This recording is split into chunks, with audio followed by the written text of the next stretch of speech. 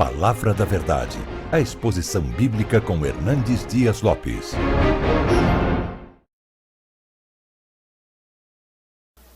Eu quero convidar a todos para abrirem comigo, obrigado, filho, a palavra de Deus em Romanos, carta de Paulo aos Romanos, capítulo 8. Romanos capítulo 8. Nós faremos a leitura dos versos 26 ao verso 30. Romanos 8, 26 a 30.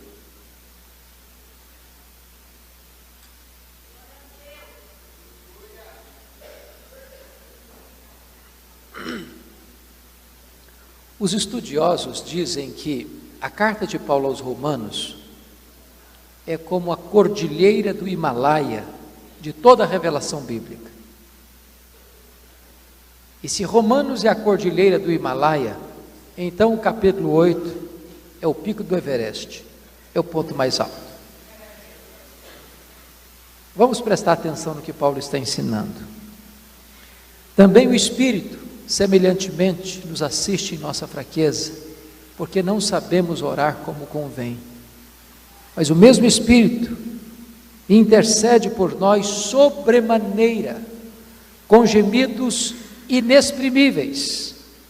E aquele que sonda os corações sabe qual é a mente do Espírito, porque segundo a vontade de Deus é que ele intercede pelos santos. Sabemos que todas as coisas cooperam para o bem daqueles que amam a Deus, daqueles que são chamados segundo o seu propósito. Porquanto, aos que de antemão conheceu, também os predestinou para serem conformes à imagem de seu Filho, a fim de que ele seja o primogênito entre muitos irmãos. E aos que predestinou, a esses também chamou. E aos que chamou, a esses também justificou. E aos que justificou, a esses também glorificou. Amém.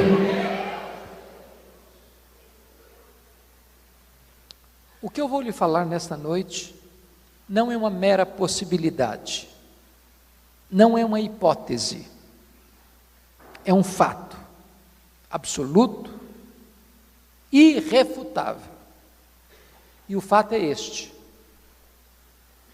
nem todas as pessoas que pensam, planejam e sonham vencer na vida, vencem na vida. Isso é um fato. E já que nós estamos nas vésperas de uma Copa Mundial de Futebol aqui no nosso país, eu gostaria de ilustrar esse fato com a saga esportiva brasileira. Vocês se lembram que o Brasil hospedou pela primeira vez uma Copa Mundial de Futebol em 1950.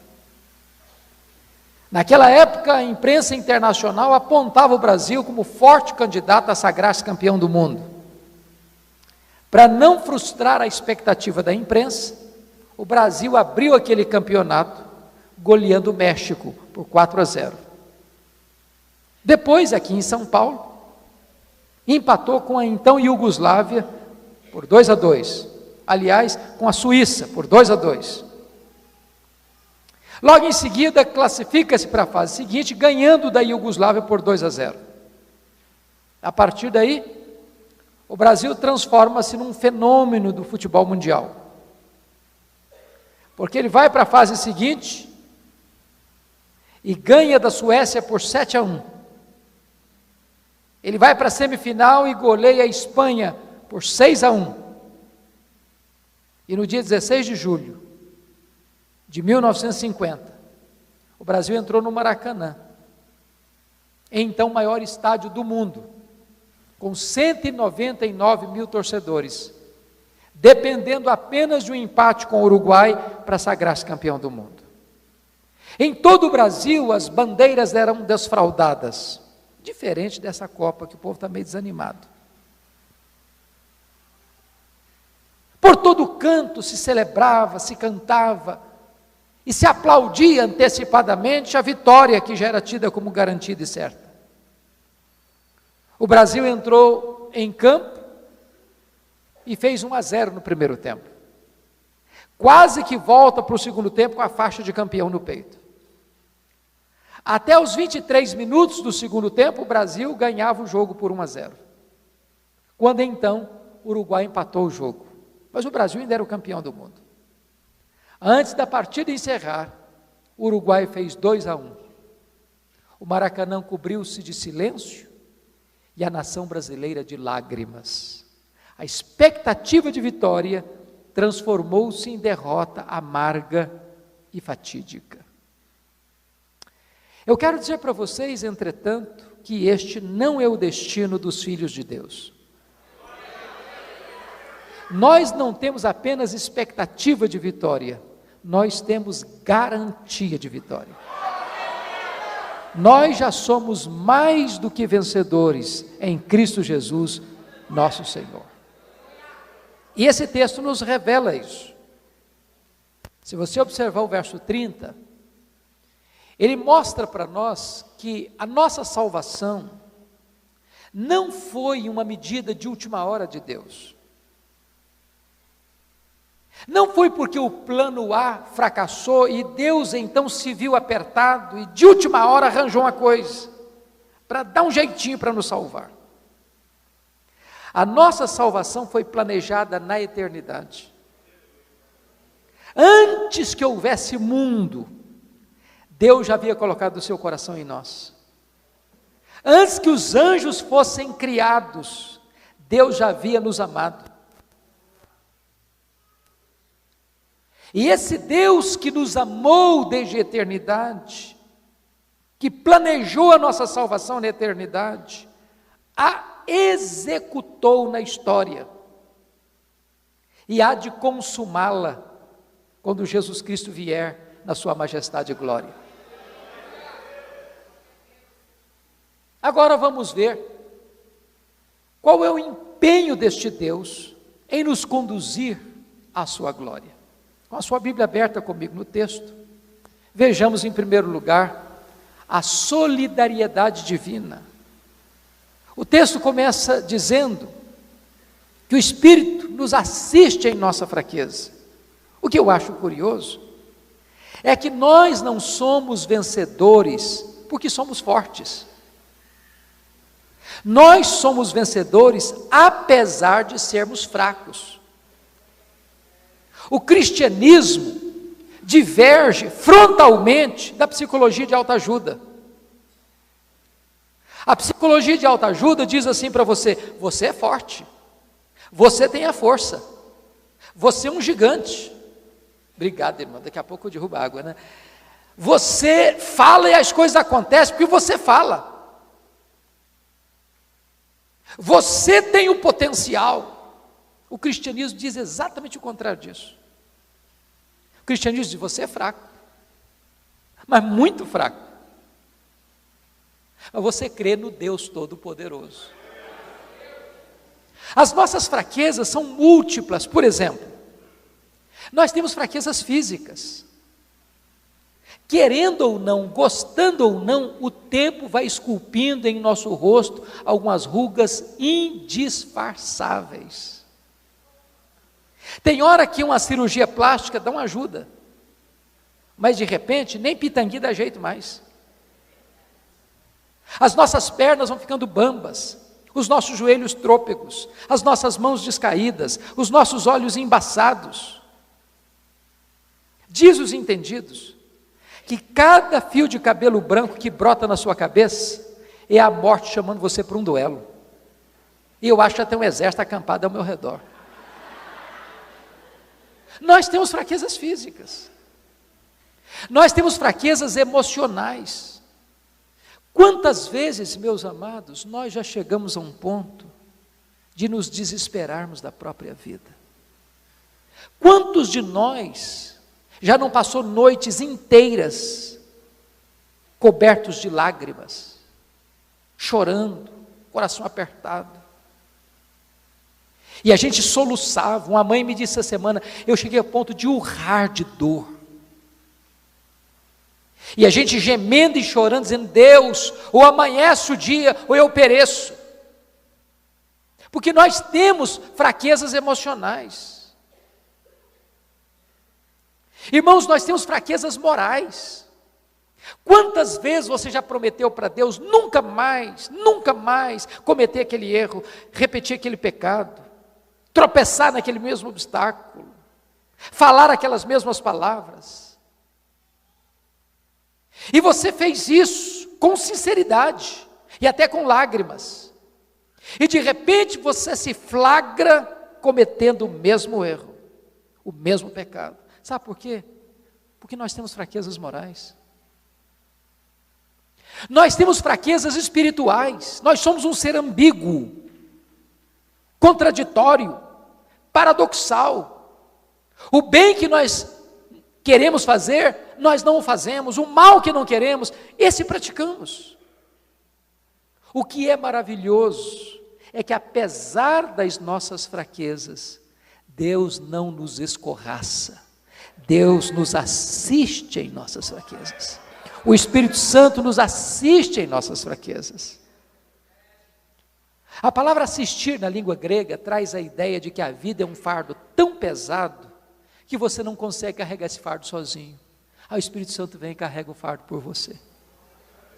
Mas talvez você pergunte assim, mas no que consiste a minha fraqueza? E Paulo responde, é que nós nem sabemos orar como convém. E por que nós não sabemos orar como convém? Porque nós não sabemos o que é melhor para nós. Às vezes, nós pedimos para Deus uma pedra, pensamos que estamos pedindo um pão. Às vezes pedimos para Deus uma cobra, pensamos que estamos pedindo um peixe. Às vezes pedimos para Deus aquilo que vai nos destruir, pensando que estamos pedindo aquilo que vai nos dar vida. Por exemplo, lá em Gênesis 30, versículo 1, diz que Raquel, a amada de Jacó, pediu para ele assim, dá-me filhos, senão eu morrerei. E Jacó disse, mas você está fazendo um pedido difícil demais, só Deus pode dar filhos. E Raquel pensou o seguinte, para eu viver, eu preciso ter filhos. E ela não pediu filho, ela pediu filhos. O que aconteceu? Ela teve José, depois ela teve Benjamim e morreu no parto. Ela pensou que tendo filhos ela viveria, e tendo filhos ela morreu. Será que se Raquel soubesse que ao ter filhos ela morreria, pediria filhos? Nós não sabemos orar como convém. Jesus Cristo nos ensinou a orar, e Ele nos ensinou a orar assim, pedi e dar-se-vos-á, buscai e achareis, batei e abrir-se-vos-á, porque todo que pede, recebe, todo que busca, encontra, todo que bate, abrir-se-lhe-á. Isso foi o que Ele ensinou. Às vezes nós entendemos o contrário, às vezes a gente entende assim, todo que pede, recebe o que pede. Não, isso não está na Bíblia. Jesus nunca ensinou. E ai de nós se estivesse na Bíblia, porque nós não sabemos orar como convém. Então Deus não dá o que você pede às vezes, Deus dá o que você precisa, Deus dá o melhor, porque os pensamentos de Deus são mais altos do que os nossos, os caminhos de Deus são mais elevados do que os nossos. Quando José do Egito estava preso, e ele era inocente, ele pediu ao copeiro do faraó para lembrar-se dele. Diz a Bíblia que o copeiro se esqueceu dele. Ele ficou mais 2 anos mofando na cadeia. E você poderia perguntar, mas onde está Deus que permite que um filho seu inocente padeça numa prisão? Por que Deus não tirou José da cadeia quando ele queria sair da cadeia? É que se José tivesse saído da cadeia quando ele queria sair de lá, o máximo que ele teria sido, talvez, seria um bom lavador de copos no palácio do faraó. Mas naqueles 2 anos, Deus estava construindo a rampa do palácio para que ele saísse da cadeia e fosse governador do Egito. Quando Deus parece que está indiferente, Ele está trabalhando em seu favor. Quando Deus parece que Ele está distante, Ele está fazendo hora extra, porque aos seus amados Ele dá enquanto dormem. Quando você pensa que Deus está contra você, Ele está preparando o melhor para você. Mas preste bem atenção. O verso 26 ainda diz mais outra coisa.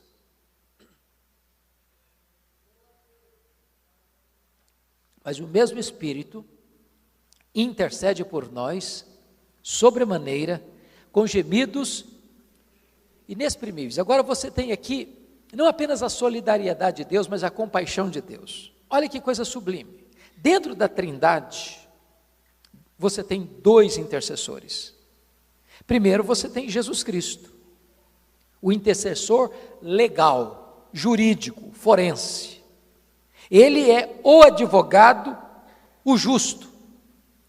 É por isso que Romanos 8 pergunta assim: quem intentará acusação contra os eleitos de Deus?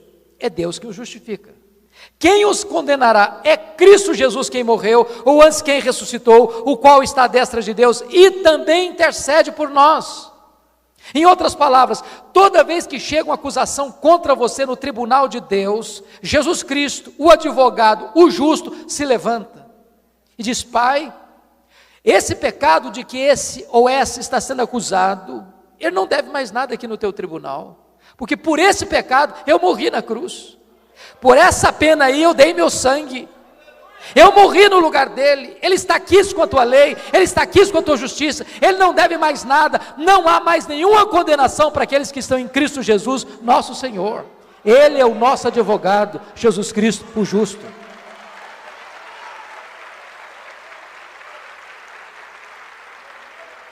Mas agora Paulo vai nos informar outra coisa sublime. Nós temos um segundo intercessor na Trindade, o nosso intercessor existencial. Se Jesus intercede por nós à destra de Deus, o Espírito Santo intercede por nós, em nós, ao Deus que está sobre nós. E como é que ele intercede por nós? De três maneiras. Primeiro, ele intercede por nós de forma intensa. Ele intercede por nós sobremaneira. É a mesma ênfase de João 3,16, porque Deus amou o mundo de tal maneira. O Espírito Santo é Deus, e Ele emprega nesta intercessão por nós, em nós, ao Deus que está sobre nós, toda a sua força, toda a sua energia, todo o seu poder, todos os seus atributos. Ele se envolve por completo nessa intercessão. Segundo, a intercessão do Espírito, além de intensa, ela é agônica, porque é com gemidos inexprimíveis. Eu pergunto a vocês, o que significa isso? Eu acredito que nenhum estudioso, nenhum teólogo, nenhum exegeta já conseguiu jamais alcançar a profundidade do que Paulo está ensinando. O que é um gemido? É uma expressão tão intensa de dor, de anseio, que você não consegue articular em palavras, então você geme. Agora notem, o Espírito Santo é Deus, e como tal, Ele conhece todas as línguas, todos os idiomas, todos os dialetos, de todos os povos, de todos os tempos, de todos os lugares. Ele conhece a língua dos anjos, Ele conhece a língua dos homens, Ele conhece a língua do céu, Ele conhece a língua da terra.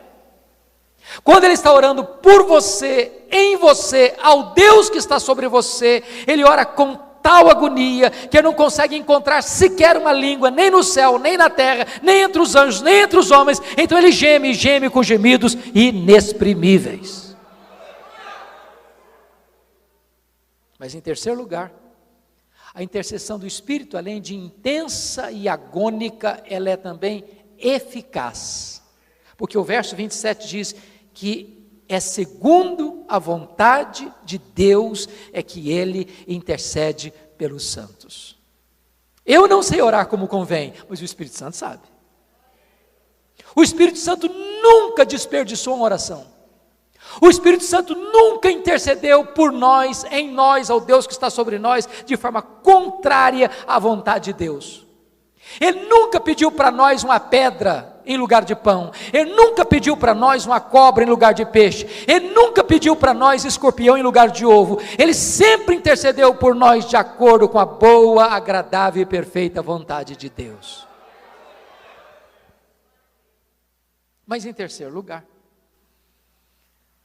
esse texto nos ensina não apenas sobre a solidariedade e a compaixão de Deus, mas esse texto nos ensina sobre a sabedoria de Deus.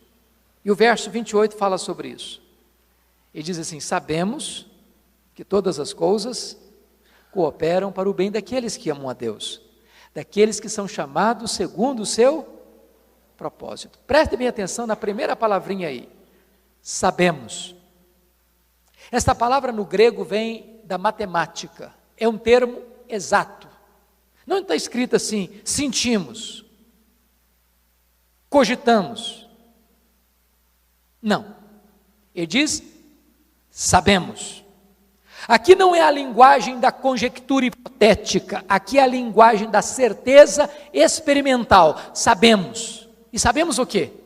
Que algumas coisas, que poucas coisas, que muitas coisas, que a maioria das coisas, não, que todas as coisas cooperam para o bem daqueles que amam a Deus. Agora vamos entender o que Paulo está dizendo.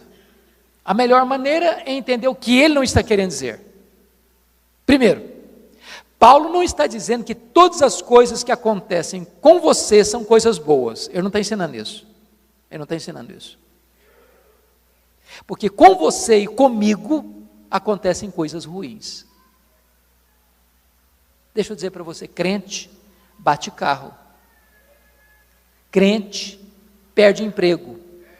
Crente fica doente. Crente enterra os seus mortos na rua. Crente é assaltado. Do luto. Crente é injustiçado. E isso não é coisa boa.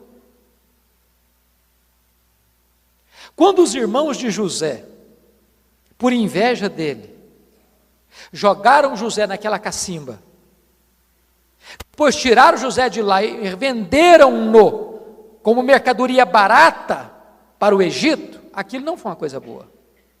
Aquilo foi um ato perverso.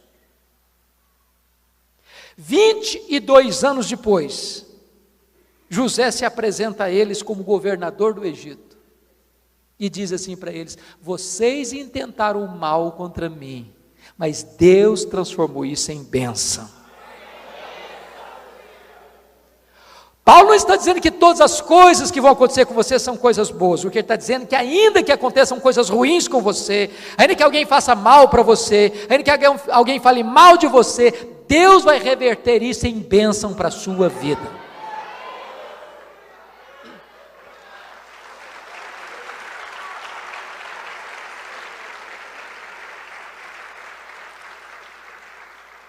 Paulo não está dizendo que as coisas se encaixam por si mesmas. Tem gente que antes de sair de casa dá uma consultadazinha lá no horóscopo para saber se os astros estão favoráveis. Tem gente que antes de sair de casa dobra o joelho, faz uma meditaçãozinha transcendental para ver se a energia está positiva. Não, não é isso que Paulo está ensinando. As coisas não acontecem como que num jogo de loteria. O que Paulo está dizendo é que se você ama Deus, as rédeas da sua vida estão nas mãos do onipotente Deus. É Ele quem segura você com a sua mão direita, que guia você com o seu conselho e depois recebe você na glória. Terceiro lugar, Paulo não está dizendo que todas as coisas cooperam para o bem de todas as pessoas. Ele não está dizendo isso. A Bíblia diz assim: aquele que semeia vento, colhe tempestade. Aquele que semeia na carne, da carne colhe corrupção. Mas se você ama Deus, Deus tece como que num mosaico, numa tapeçaria divina, a sua vida.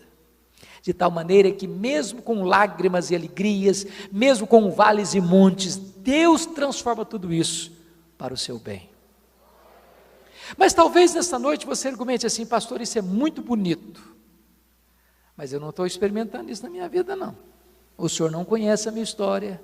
Se eu contar a minha história, até pedra chora. Estou passando uma magrela.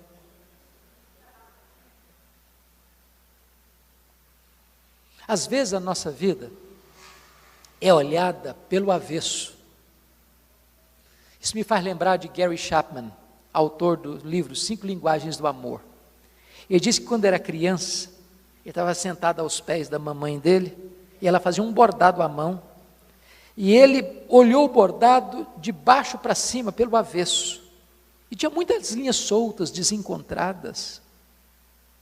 Ele se voltou para a mãe dele e disse: mamãe, mas a senhora está fazendo uma coisa tão feia, estou vendo nada de beleza aqui, está tudo desencontrado esse negócio.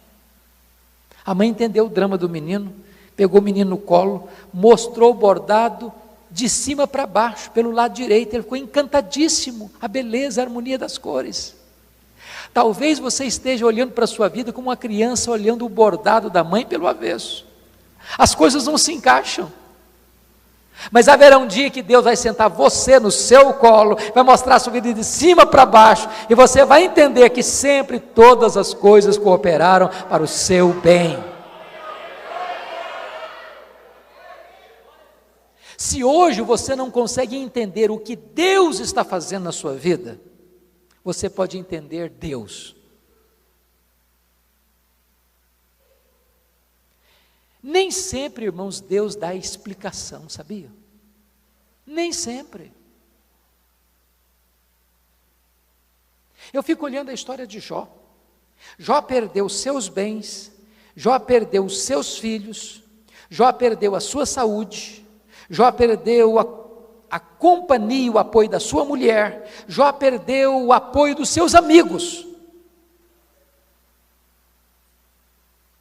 E no epicentro da crise, ele levantou aos céus 16 vezes a mesma pergunta: por quê?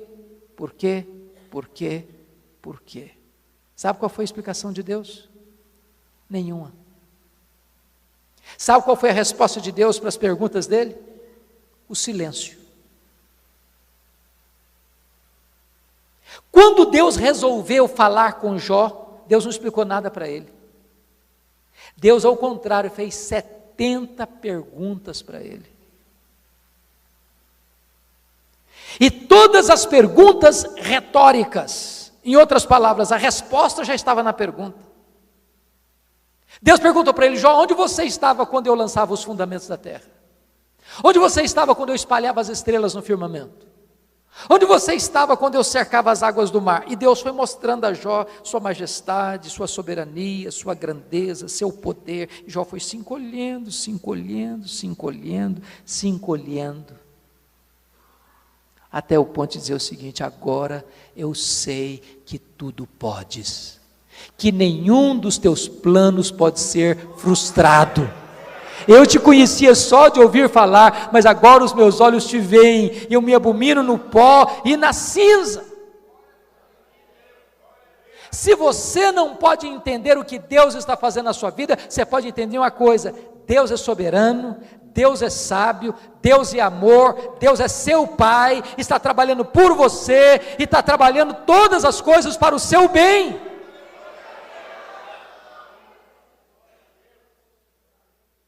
Quando Albert Einstein, depois do sucesso da teoria da relatividade, veio à América com a sua esposa, um repórter se aproximou da esposa e perguntou assim: a senhora compreende a complexa teoria da relatividade pela qual seu marido é tão famoso no mundo?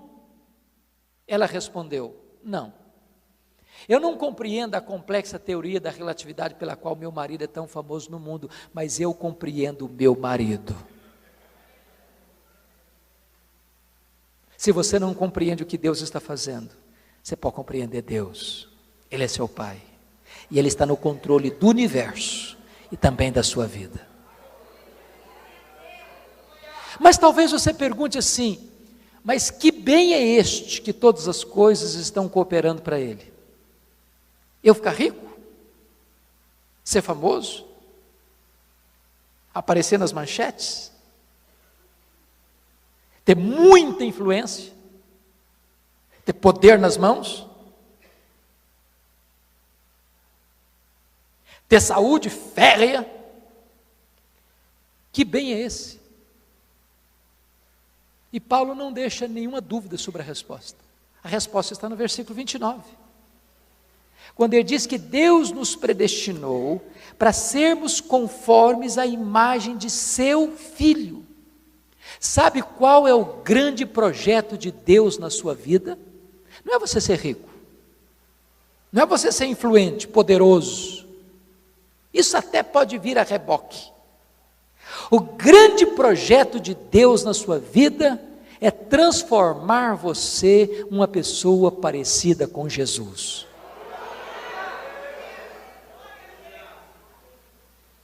O projeto de Deus não é apenas levar você para a glória, o projeto de Deus é transformar você à imagem do Rei da Glória.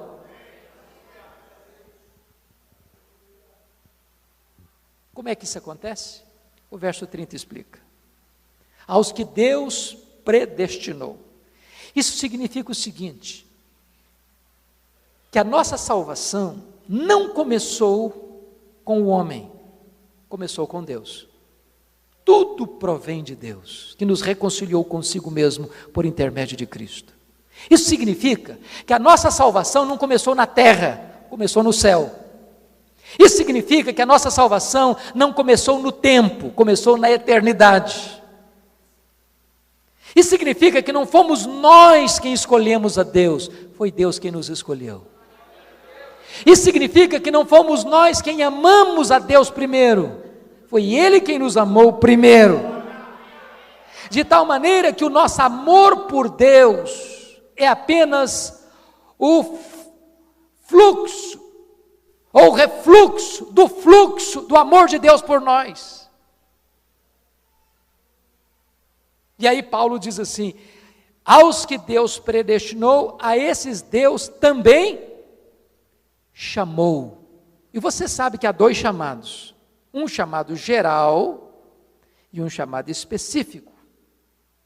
Um chamado dirigido ao ouvido e outro chamado dirigido ao coração. Jesus Cristo disse, muitos são chamados, poucos são escolhidos. Ele disse ainda, as minhas ovelhas ouvem a minha voz e me seguem, sabe? É por isso que você e eu estamos aqui nessa noite.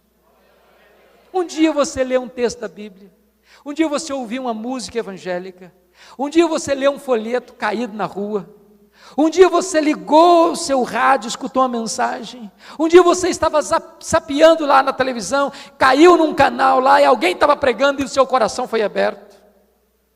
Um dia você entrou na igreja e ouviu uma palavra e de repente o tampão foi tirado do seu ouvido, a venda foi arrancada dos seus olhos, de repente o coração de pedra é trocado por um coração de carne, de repente esta divina semente foi plantada em você, o Espírito Santo veio e regou essa semente, e ela nasceu dentro de você, uma nova vida explodiu no seu peito, e você nasceu de novo, louvado seja Deus.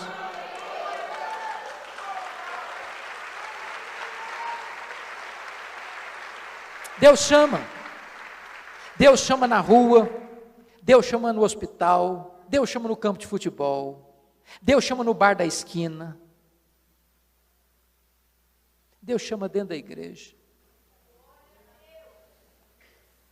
Saulo de Tarso não foi convertido porque estava numa reunião de oração, nem porque estava num culto abençoado, de louvor maravilhoso. Ele estava respirando ameaça e morte, coração cheio de ódio. De repente Jesus foi lá e quebrou o cara, jogou ao chão, quebrou toda a dureza do seu coração, porque a palavra de Deus, a palavra de Cristo é poderosa, é esse martelo que esmiuça a penha. E aquele homem caiu convertido, dizendo, Senhor, quem és tu? Há alguns anos, eu estava no gabinete pastoral da igreja em Vitória, igreja que tem a bênção de pastorear, e numa segunda-feira chegou um senhor de seus 30 e poucos anos, bateu a porta, entrou e disse assim para mim, pastor, eu estive aqui ontem à noite na igreja, no domingo à noite. Eu disse para ele, que bom que o senhor veio, o senhor é muito bem-vindo. E ele me disse, mas eu não vim participar do culto. E eu disse, então, mas me perdoe, mas o senhor veio fazer o quê então? Desculpe da pergunta. E ele me disse, Eu era um traficante. Eu vim roubar um carro. Os carros ficavam estacionados na rua, em frente ao templo. E eu perguntei, e o que aconteceu? E ele me disse, enquanto eu estava lá examinando que carro eu levaria, eu escutei uma música que brotava de dentro do templo. E eu fui atraído irresistivelmente por essa música. Com meu revólver 38 na cintura, eu entrei. E quando eu entrei no templo, eu fui tomado por uma convicção de pecado. Uma força maior do que a minha me quebrou. As lágrimas brotaram nos meus olhos. Jesus entrou na minha vida. E essa força, esse poder foi tal que eu não aguentei até o final. Eu saí correndo, chorando para casa.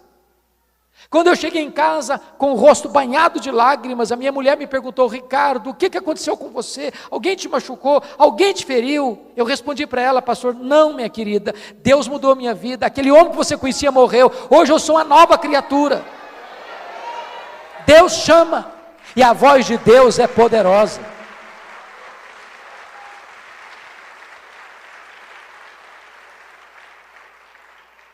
E aí Paulo continua dizendo o seguinte, aos que Deus chamou, a esses Deus também justificou. É preciso parar um pouquinho aqui, porque aqui está o coração da Bíblia. Se você não entender justificação, você não entende a Bíblia. O que é justificação? A Bíblia diz que todos, indistintamente todos, pecaram. E destituídos estão da glória de Deus. Não há justo nenhum sequer. E diz mais a Bíblia que todos nós teremos que comparecer perante o tribunal de Cristo para prestar conta da nossa vida. E naquele grande dia do juízo, diz a Escritura, que os livros serão abertos e nós vamos ser julgados segundo o que estiver escrito nos livros. E naquele dia testemunhas levantar-se-ão contra nós. Por exemplo, a Bíblia diz que nós vamos dar conta no dia do juízo por todas as palavras frívolas que nós proferimos. Você se lembra de todas? Deixa eu fazer uma perguntinha. Você já mentiu alguma vez? Já falou mal dos outros alguma vez? Já contou piada imoral alguma vez? Já xingou alguma vez? Você não se lembra.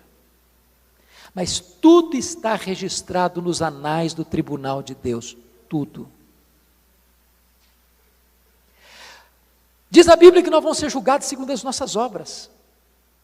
Aquilo que o pai não viu, que a mãe não viu, que o filho não viu, que a filha não viu, que o marido não viu, que a esposa não viu, que o pastor não viu, Deus viu.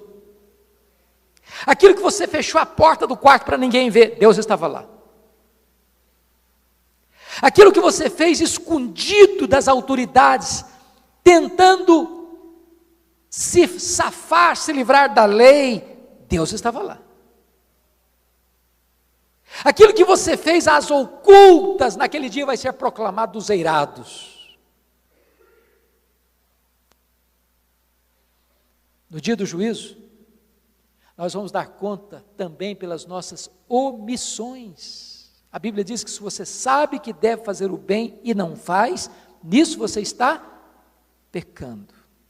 Lá em Mateus 25, 31 a 46, diz que quando Jesus vier na sua majestade e glória, Ele vai se assentar no trono, vai julgar as nações, vai separar uns à direita, outros à esquerda, e vai dizer aos que estiverem à sua esquerda assim, apartai-vos de mim, malditos, para o fogo eterno, preparado para o diabo e seus anjos.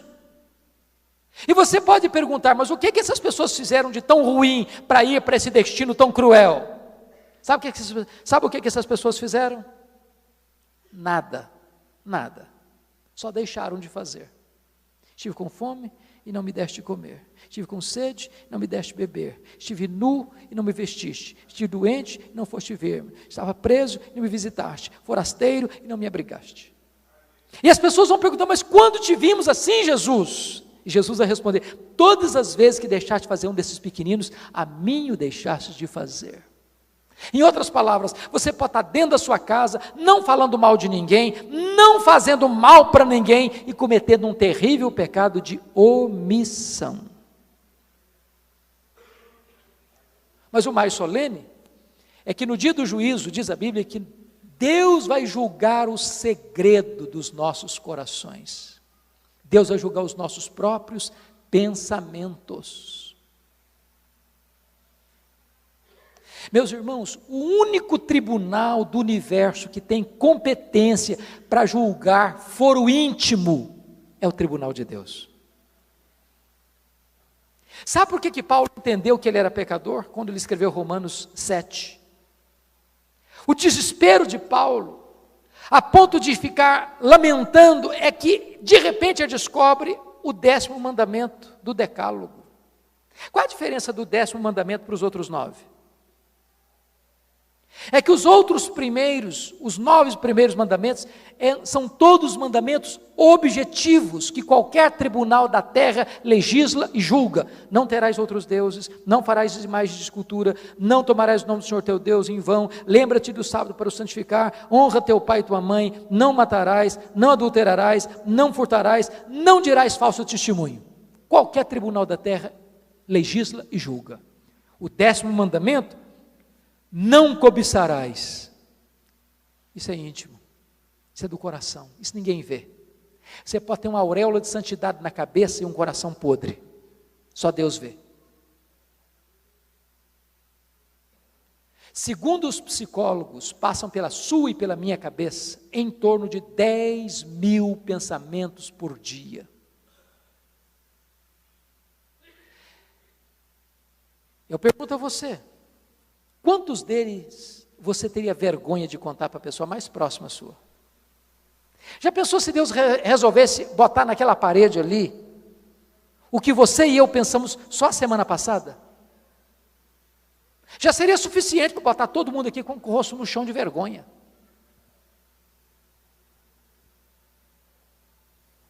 Talvez você possa até argumentar assim: pastor, mas eu vim hoje aqui para escutar um negócio mais light, mais leve, eu não estou gostando desse negócio. Eu estou me sentindo encurralado aqui, eu não estou gostando não. Talvez você tenha argumente assim: pastor, o senhor não me conhece, eu sou gente boa, eu não sou tão pecador como o senhor está imaginando não. Sou um bom marido, sou uma boa esposa, sou um bom filho, sou uma boa filha, sou um bom patrão, sou um bom empregado, sou até um bom religioso, até dízimo eu entrego na igreja. Deixa eu dizer uma coisa para você. Você é muito mais pecador do que você imagina. Eu queria provar isso. Vamos imaginar que você seja uma pessoa muito boa, mas vamos imaginar que você seja acima da média. Vamos imaginar que você seja uma exceção. Vamos imaginar que durante um dia inteiro você não peque nem uma vez, nem por palavras, nem por obras, nem por omissão. Mas vamos imaginar que na área dos pensamentos, dos 10.000 pensamentos por dia, você tenha 9.997 pensamentos bons. Só 3 pecaminosos por dia. E você já seria quase um anjo ambulante. Mas se você tiver 3 pecados por dia, no final de um mês, quantos pecados você terá? 90 pecados. E no final de um ano? 90 vezes 12, quem é bom de matemática aí? 1.080. Vamos baixar um pouquinho a média, vamos botar 1.000 só. Se eu tivesse só 3 pecados por dia, eu estaria com 55.000 pecados. Agora pense comigo num réu, assentado lá na cadeira, no dia do júri, e o júri chega à conclusão de que aquele réu cometeu 55.000 violações da lei. É um caso indefensável. Indefensável. Mas aqui a gente dá um jeitinho de comprar testemunhas, de subornar o juiz, de corromper o tribunal. Mas quem chegará na presença de Deus e Deus, o senhor dê um jeitinho aí, eu molho a tua mão, só fica, eu dou um jeitinho, o senhor dá um jeito aí que o senhor não vai se arrepender. Você acha que Deus pode ser subornado? Agora eu vou dizer algo muito solene para você nessa noite. Você não precisa ter 55.000 pecados para você não poder entrar no céu. Se você tiver um único pecado, você não pode entrar no céu. Sabia disso? Você sabia que só gente perfeita pode entrar no céu? A Bíblia diz assim: se você guardar toda a lei, e tropeçar num único ponto, você é culpado da lei inteira. Porque maldito é aquele que não perseverar em toda a obra da lei para cumprir. Aí você pode comentar: pastor, mas aí é injustiça. Eu faço tanta coisa boa, eu faço mais coisa boa que coisa ruim. Aí não dá também. Eu vou explicar para você melhor. Vamos imaginar que hoje à noite você vai chegar em casa para fazer um lanche. Vamos imaginar que você não fez compra na semana passada. Vamos imaginar que só tenha ovos lá na sua geladeira. Vamos imaginar que você vai fazer um omelete para a família inteira. Vamos imaginar que você vai pegar 10 ovos na geladeira e botar uma grande frigideira no fogo. Você bota o óleo e começou a quebrar os ovos. O primeiro, o segundo, o terceiro, o quarto, o quinto, o sexto, o sétimo, o oitavo, o nono, a gema vermelhinha. Quando você quebra o 10º ovo, ele estava podre. Eu pergunto para você: quanto do omelete você estragou? Mas só tinha um ovo estragado, tinha 9 bons. É que você comprometeu o padrão da perfeição.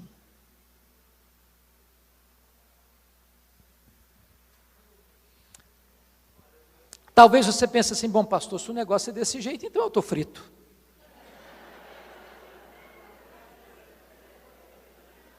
E se você pensou assim, você está coberto de razão, é isso mesmo.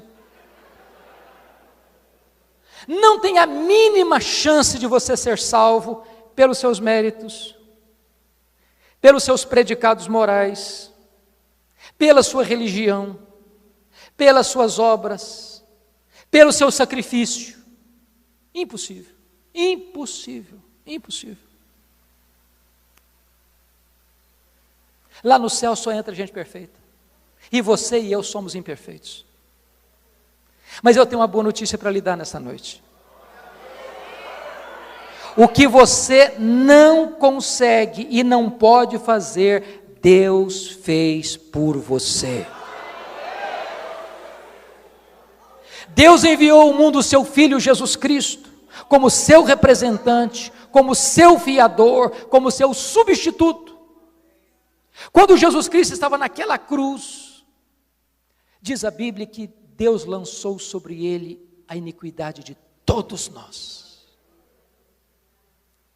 Naquele momento não havia beleza em Jesus. Naquele momento o próprio sol escondeu o rosto de Jesus. Naquele momento o próprio Pai desamparou Jesus.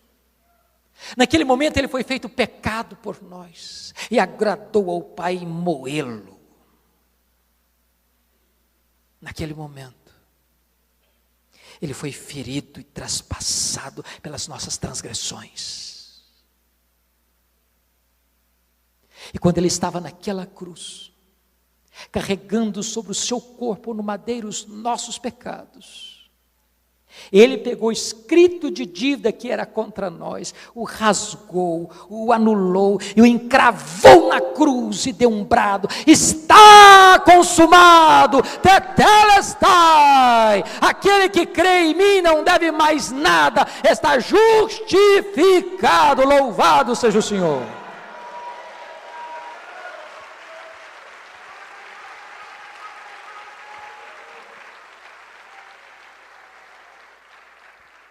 Eu quero dizer para você, querido, que justificação é mais do que perdão.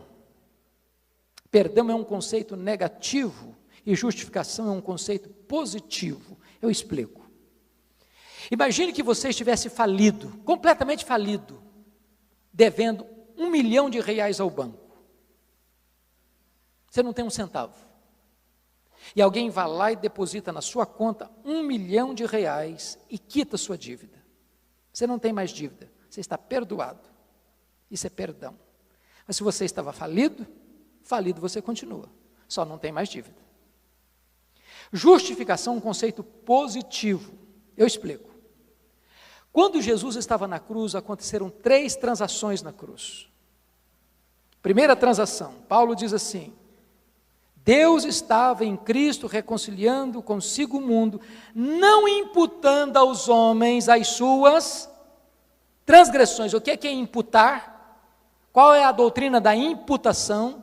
Significa o seguinte: Deus não colocou na minha conta a minha dívida.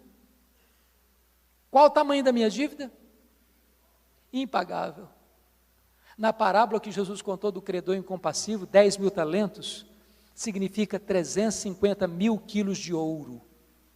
Naquela época, para o camarada juntar 10.000 talentos, ganhando um denário por dia, ele tinha que trabalhar 150 mil anos. Portanto, quando aquele camarada disse assim, tem paciência comigo que tudo eu te pagarei, estava fazendo uma promessa que nunca podia cumprir. Pois esse é o tamanho da sua dívida e da minha dívida, é impagável. Sabe o que Deus fez? Deus não botou na nossa conta essa dívida. Mas se Deus não botou na nossa conta, botou na conta de quem?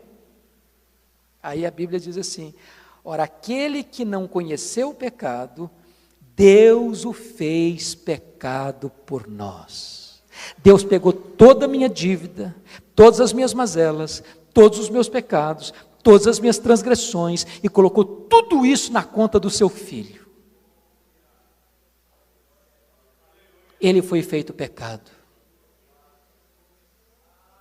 E o que ele fez com a nossa dívida? Ele rasgou. Ele quitou essa dívida com o preço do seu sangue. Ele morreu pelos nossos pecados.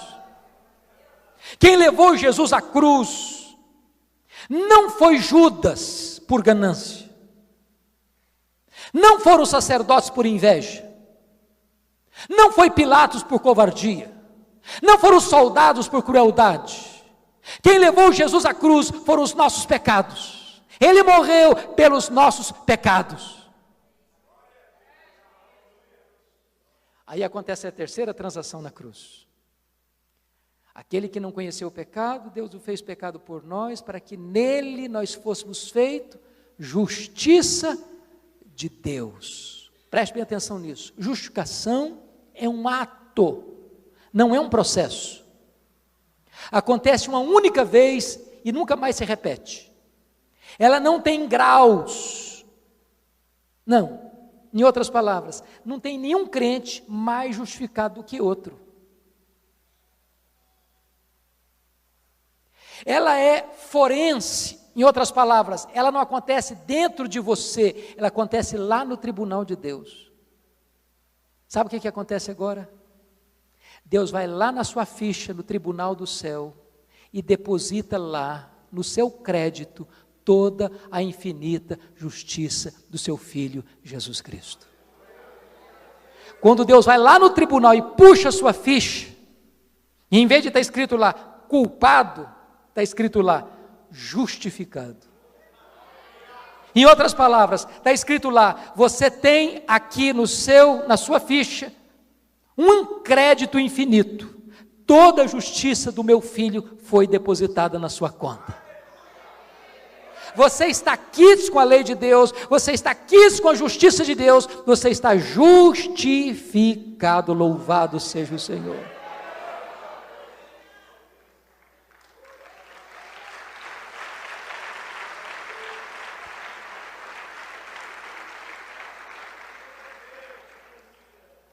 Então Paulo não poderia ter terminado de outra maneira. Ele diz assim, e aos que Deus justificou, a esses Deus também glorificou. Aí você pode argumentar, bom, Paulo deve ter dado uma cochiladazinha na gramática. Porque a glorificação se dará quando? Quando? Quando Jesus voltar. E quando Jesus voltar, é coisa futura. Mas como é que está o tempo verbal aí? Está pretérito perfeito ou pretérito imperfeito?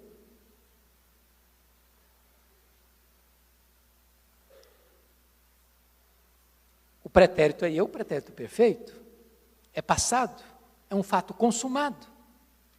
Mas como assim Paulo escreve a glorificação como um fato consumado, se só se dará na segunda vinda? É que se você já está justificado na mente de Deus, nos decretos de Deus, você já está no céu. E aí ele vai fazer 5 perguntas retóricas para terminar. Se Deus é por nós, quem será contra nós? Ele não pergunta quem é contra nós, porque o inferno inteiro se levantaria. Ele está dizendo o seguinte: se Deus está do seu lado, ainda que o inferno inteiro se levante, você é mais do que vencedor. Aquele que não poupou seu próprio filho, antes por todos nós o entregou, porventura não nos dará graciosamente com ele todas as coisas? Porque ele está dizendo o seguinte: se Deus já nos deu o maior, se Deus já nos deu o melhor, se Deus já nos deu o seu filho, você acha que agora vai largar você no meio do caminho? Aquele que começou a boa obra em vós, há de completá-la até o dia de Cristo Jesus.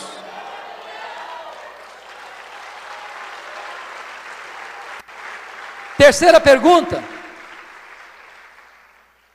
quem intentará acusação contra os eleitos de Deus? É Deus quem os justifica. Em outras palavras, nesse julgamento não tem réplica, não tem tréplica, não tem apelação para tribunal superior, porque a suprema autoridade do universo, o Deus Todo-Poderoso, a última instância do julgamento, já está dizendo que você está justificado. Quarta pergunta: quem os condenará?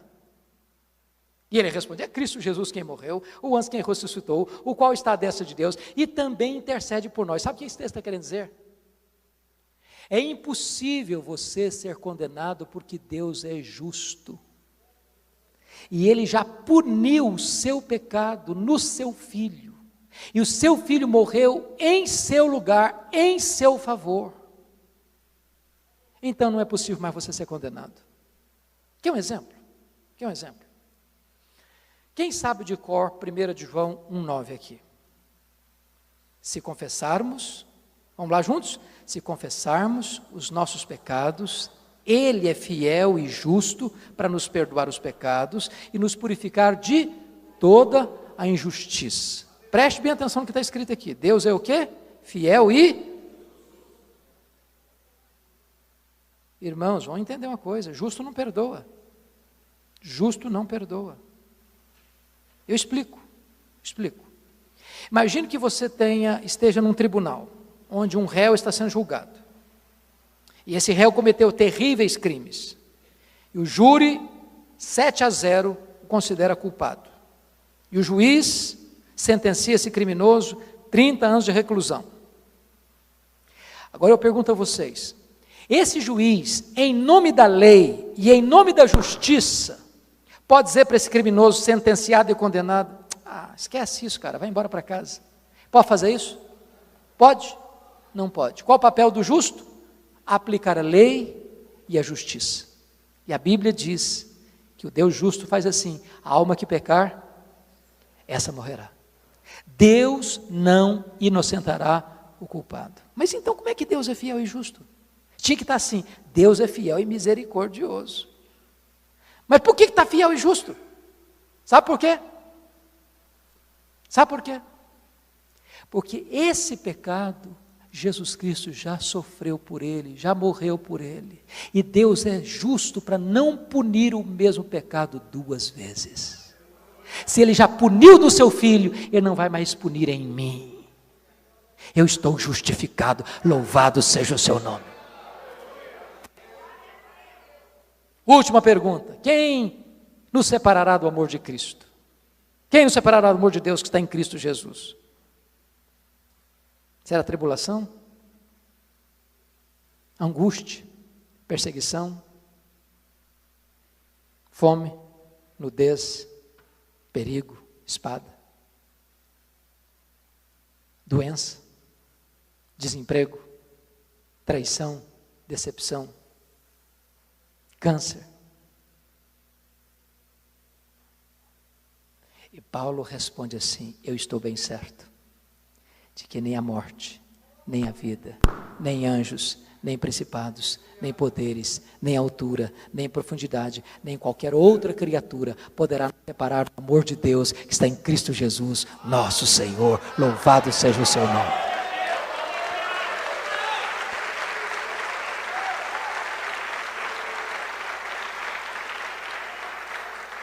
Eu termino com 2 aplicações breves.